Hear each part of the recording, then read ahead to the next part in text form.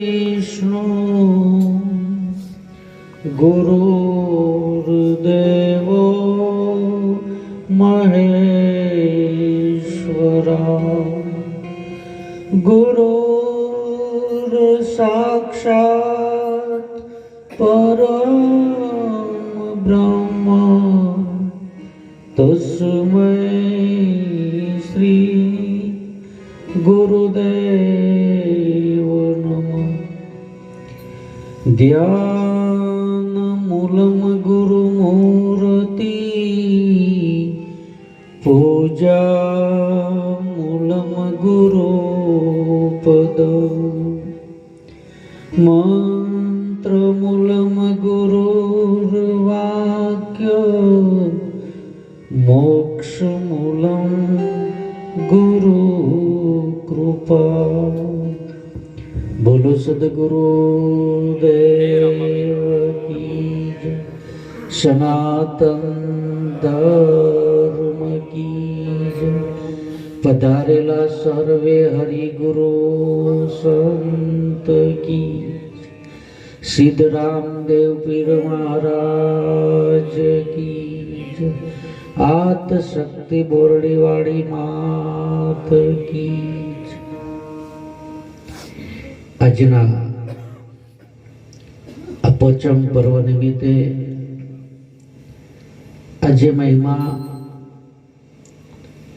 આમ તો આપણે તો હમણાંથી ચાલુ કર્યો છે, પણ સંત મહાપુરુષો એવું કહે છે કે મહિમા આદિનો છે અને આ આદિથી ચાલો આવતો જે મહિમા જો આ સંત મહાપુરુષો અને એમાંય કળિયુગનો પ્રભાવ શરૂ થયા પછી જો રામદેવ પીર જેવા મહાપુરુષો પ્રગટ ન થયા હોત તો આ મહિમા ક્યાંક ને ક્યાંક ખોવાઈ ગયો હોત। જે વસ્તુ લુપ્ત થઈ હતી એને સંત મહાપુરુષોએ પ્રગટ કરી। વાણી ચાર જુગની ગવાય છે। અહીં જે વાણી ગવાય એ ચાર જુગની ગવાણી છે અને જેને આપણે જ્યોત કહીએ છીએ, નિરંજન કહીએ છીએ, એ જુગ પહેલાનો છે। અહીં ઘણાને પ્રશ્ન થાય કે ભાઈ જ્યોત શા માટે? હમણાં જ અમારા ભગતે કહ્યું હતું મારી જોડે જ્યોત કેમ પ્રગટ કરાય, અને આપણને એવું લાગે કે જ્યોત એક દીવો, પણ એવું નથી। 33 કરોડ દેવી દેવતાઓ વિશ્વની અંદર પૂજાઈ રહ્યા છે। આ બધા દેવોના દીવા થાય છે અને નકળંગની જ્યોત થાય છે। જ્યોત એ એક વચન છે। બધા જ દેવી દેવતાઓને ધજા ચડે છે અને નકલંગને નેજો ચડે છે। નેજો એ પણ એક વચન છે અને એ વચન સદગુરુ જ્યારે આપણને ચીરીને બતાવે, શબ્દની જેને ત્રિવેણી કહેવાય, એ તીરી અને આપણને બતાવે। હમણાં એક વાણીમાં ગવાયું હતું, પરા પછંતી અને મધ્યમાં વેખરી। ઘણા એવું કે મધ્યમાં વેખરી, પણ વેખરી ક્યાં પડી છે? મધ્યમાં પડી છે। હવે આ મધ કોણ બતાવે આપણને? અને અહીંયા સંતો કહે છે કે આદ અંત ને મધ્યમાં બોલે એ વસ્તુ છે સાચી। હવે સત્ય વસ્તુ આ ત્યાં પડી છે મધ્યમાં। આ જ્યોત ક્યાં પડી છે? જ્યોત પણ એક મધ્યમાં પડી છે। એ એવી એક મધ્ય છે અને એ મધ્યને આપણે મેળવવા માટે આ મહિમાને ચલાવીએ છીએ। આ બધા સંતો આખા ભારત ભૂમિના જે મહિમા ચલાવી રહ્યા છે એ આ મધને મેળવવા માટેની આ તલાવેલી છે। અને એટલે આપણે કહીએ કે ભાઈ જ્યોત, પણ જ્યોત ક્યાંથી આવી છે? કે ઓમ ગુરુજી શક્તિ आई, शक्ति क्या लावी? शक्ति एक ईंड लावी, एना पड़ा बे भाग આ પહેલી રચાણી પૃથ્વી અને પછી બનો છે આભ. આ જ્યોત એ દિવસે આવી, એને ઋષિ મુનિઓ જોડે જઈ ને જ્યારે પ્રગટ કરી ત્યારે એને જ્યોતનું નામ આપ્યું જ્યોત. એની એ જ વસ્તુ જ્યારે વિજ્ઞાન જોડે પહોંચી છે, વિજ્ઞાને એને ઉર્જા આપી, ઉર્જા કહી. એની એ જ વસ્તુ સંતોએ જ્યારે નક્કી કરી અને સંત મહાપુરુષે આની વેખરી કરી ત્યારે વેખરીમાં એ બોલ્યા છે કે આ એક સુરતી છે. પણ એ સુરતી ક્યાં વસે છે? અહીં હાલ વાત આવી ને, સુરતી ક્યાં વસે છે? તો સુરતી કે ત્રિવેણીમાં વસે. ત્રિવેણીમાં વસે છે સુરતી. સંત મહાપુરુષોએ જે શબ્દ કહ્યો છે તે આપણું લક્ષ્ય રહે કે સુરતી ક્યાં છે? કે ત્રિવેણીમાં વસે છે સુરતી, એની તમારા જેવી છે મૂર્તિ. સદગુરુ જ્યારે આપણને આરસીમાં આપણું દર્શન કરાવે, જ્યારે નામ બક્ષિસ કરે અને જ્યારે આપણી ઓળખાણ કરાવે ત્યારે સામે મૂર્તિ આપણને કોની બતાવે છે? કે ત્રિવેણીમાં વસે છે સુરતી, એની તમારા જેવી છે મૂર્તિ.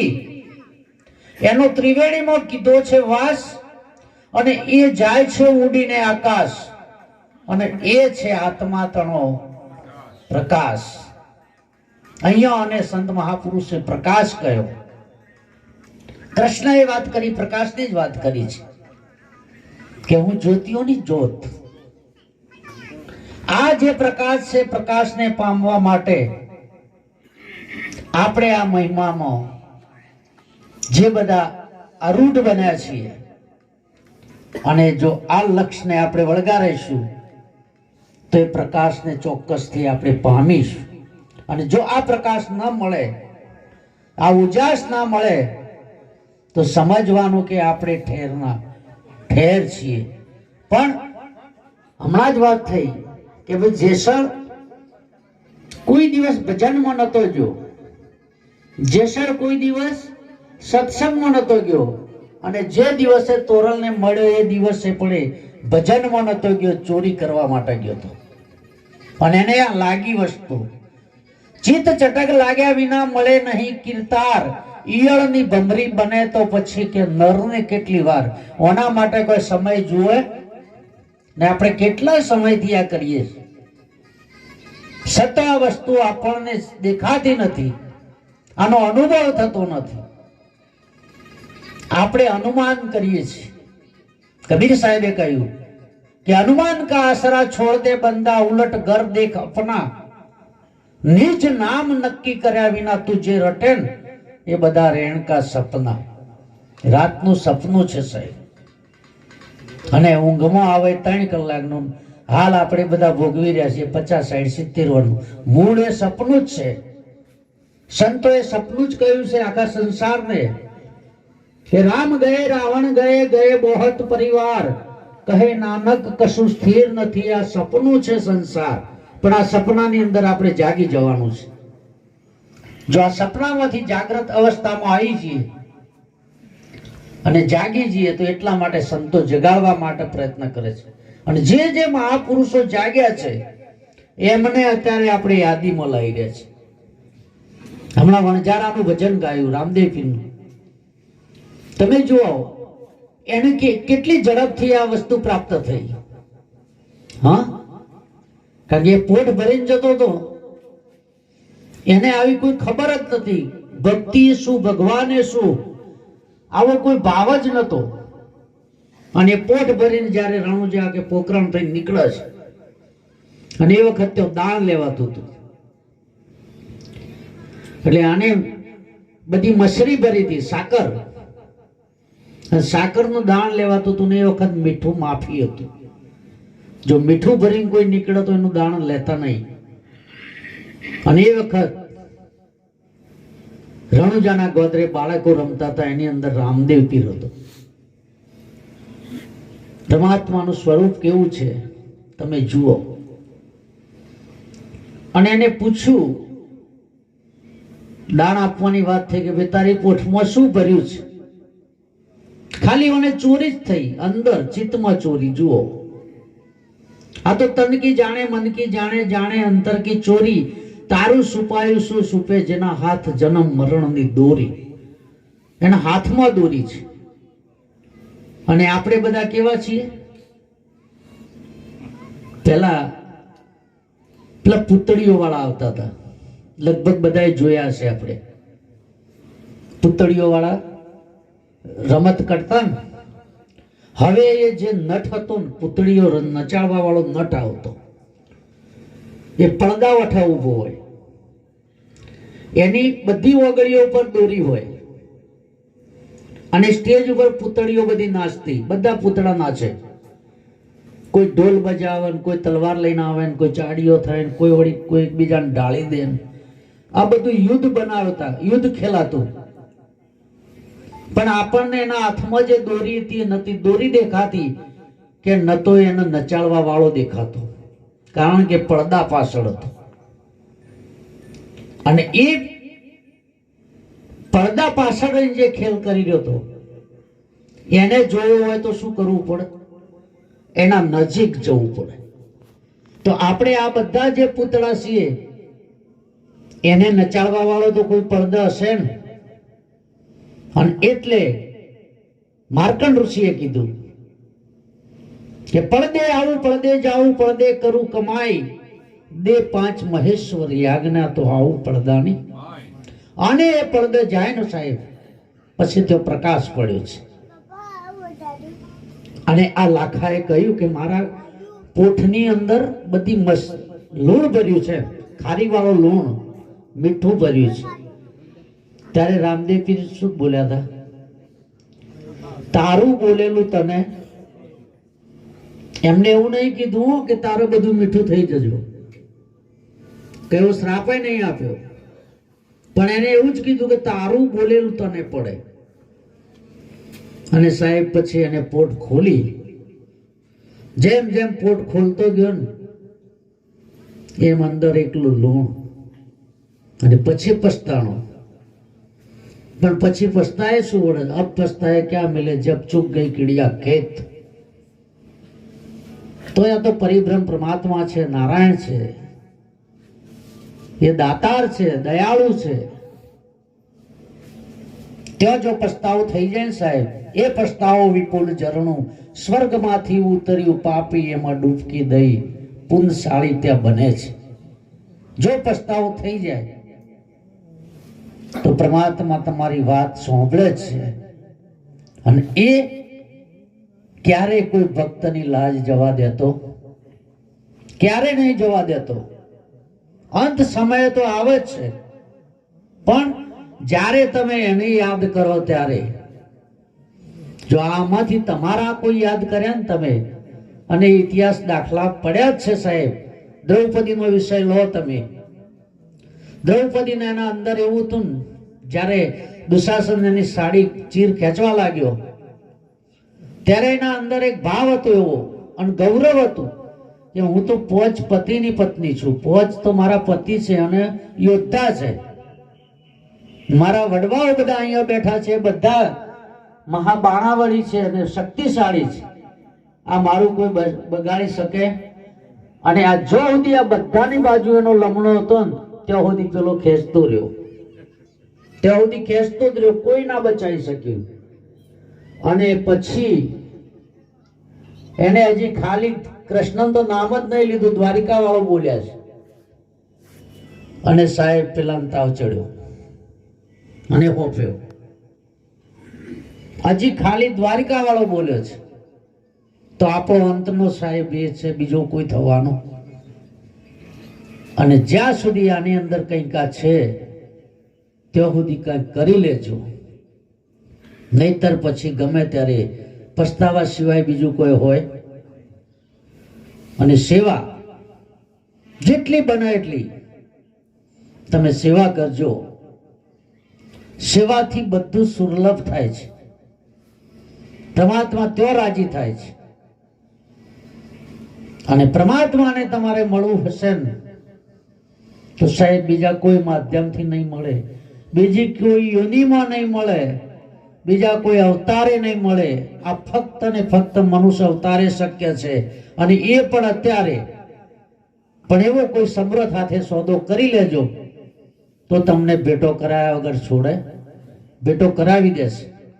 અને એની ઓળખાણ જ્યારે થઈ જાય, વાલો મારો કરે છે વાતો રે હાચાની હાથે,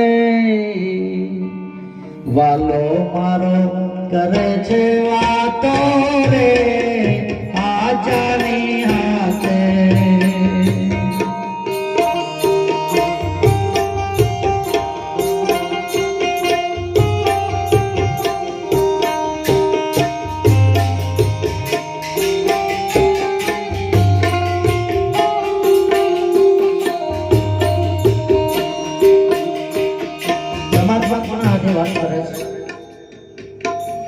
એ સાચાની હાથે વાત કરે છે. હવે આ ડોક્યું આપણા અંદર નાખવાનું છે. આ નજર આપણા અંદર, જેમ કહ્યું સવા ભગતે કે નજર ન રાખે નેઠે.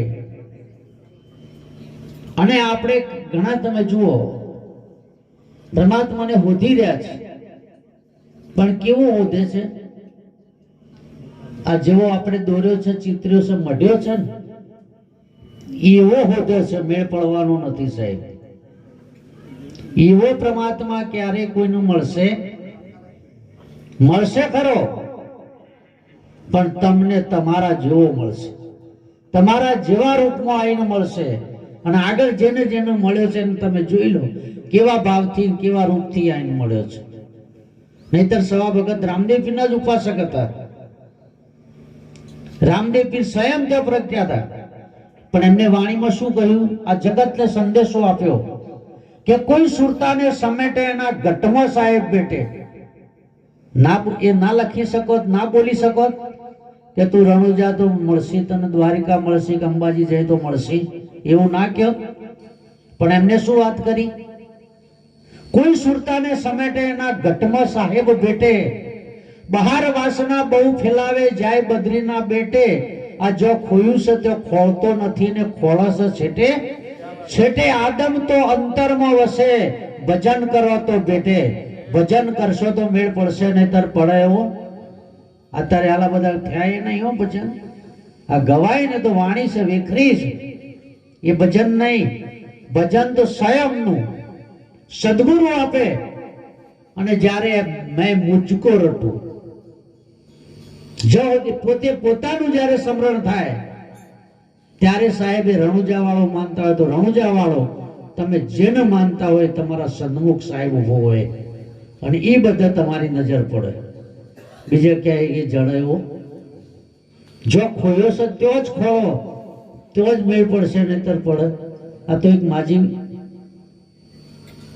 પેલા ગોદડા હોદવાની હોય ખોવાઈ ગઈ, તે હોય હોદતો હતો. એક ભાઈ નીકળ્યા કે માજી અજવાળો હોતો, અજવાળો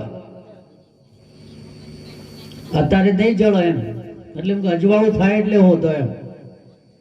એટલે હમણાં મનમાં અજવાળો જળશે એટલે થોડુંક દૂર થોભલો અજવાળો હતું ને ત્યાં જઈને હોદવા મળ્યો.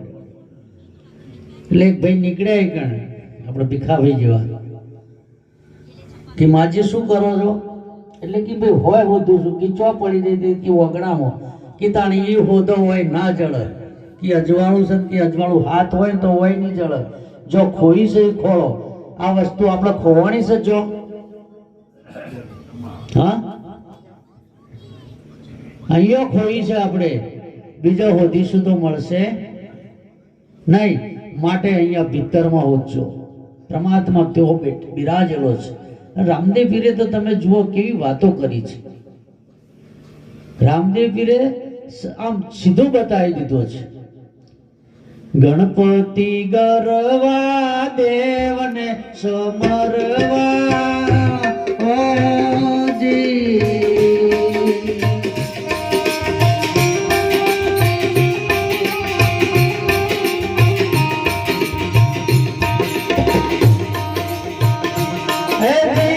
તમને સમરે મારો કારજ સીધે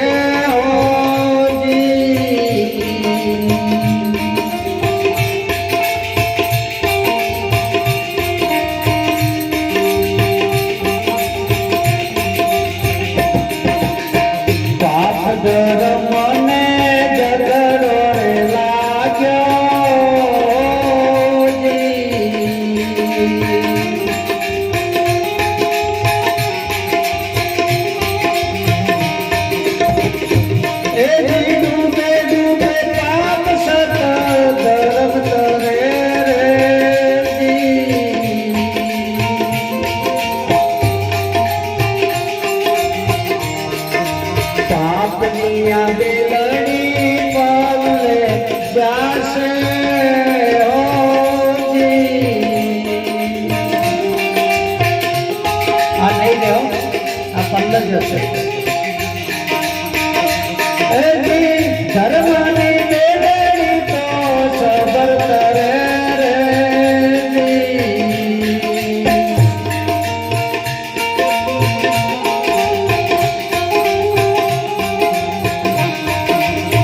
સમાજ રૂપે મારો સાહેબ બન બેઠા.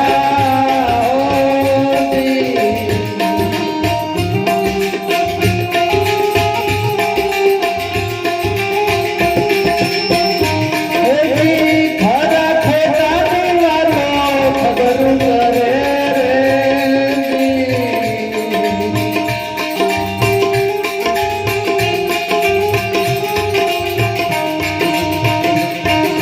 કુંવરોના પાટવી પીર રામદેવજી બોલ્યા.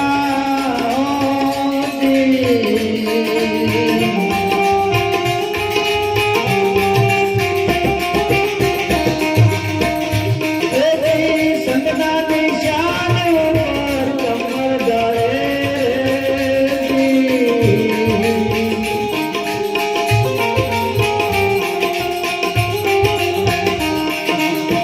રામદેવજીની વાણી છે એ સ્વયં બોલ્યા છે. અને છેલ્લે એમને નિશાન આપી દીધું કે સંતના નિશાન ઉપર ચંબર ઢળે. આ એનું એક નિશાન એવું પડ્યું છે ને આની અંદર, અને તે હરદમ ચંબર ઢળી રહ્યો છે. અને એ જે દાડે ચંબર ઢળાતું બંધ થયું પછી એક જ વાત આવશે, કાઢો ભાઈ, બીજી કોઈ વાત આવશે. અને એ સમય આવે એના પહેલા આ નિશાનને નક્કી કરી દેજો. નિશાના હૈ નિજ નામ કા બ્રહ્મ રંગ में વાસ. એ ચો પડ્યો છે નક્કી કરી અને આપણા જીવનનો ઉદ્ધાર કરવા માટે પ્રયત્ન કરીશું તો ચોક્કસ આનો ઉદ્ધાર થશે ને થશે. આટલું કહી અહીં મારી વાણીને વિરામ આપું અને હવે દિનેશપુરીમાં